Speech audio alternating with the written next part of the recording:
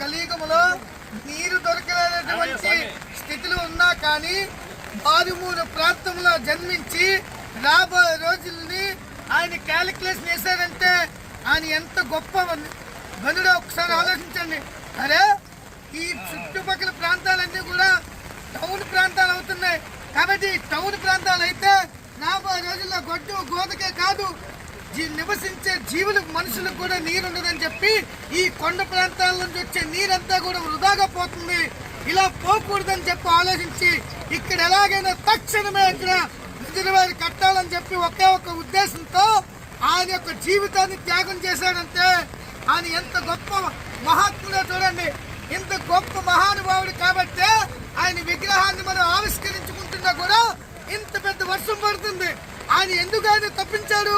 ఈ నీటి కోసమే తప్పించాడు కాబట్టి ఈవేళ నీటితో మనందరినీ కూడా నింపుతున్నాడు ఆయన. కాబట్టి ఇది మనిషి యొక్క చావంటే ఇలాగ ఉండాలి. చచ్చిపోయాక ఎవరైనా మోస్తారు కానీ చనిపోయిన తర్వాత కూడా మనం ఆయన్ని గుండెల్లో పెట్టుకుంటున్నామంటే ఇలాంటి చావు ప్రతి ఒక్క పౌరుడు కూడా ఈ దేశంలో కోరుకోవాలని చెప్పి అప్పుడే నీటి వనరులన్నీ కూడా జల వనరులన్నీ కూడా రక్షించబడతాయి. ఎప్పుడైతే అలా రక్షించబడ్డాయో రాబోయే తరాలకి మనం నీటి వనరుల్ని బహుమతిగా ఇవ్వగలుగుతాం. కాబట్టి మీరందరూ కూడా అర్థం చేసుకొని నీటి వనరులు రక్షించండి, రాబోయే తరాలకి ఈ యొక్క బహుమతిగా ఇవ్వాలని చెప్పి కోరుకుంటూ గంగా మాతాకి గంగా మాతాకి గంగా మాతాకి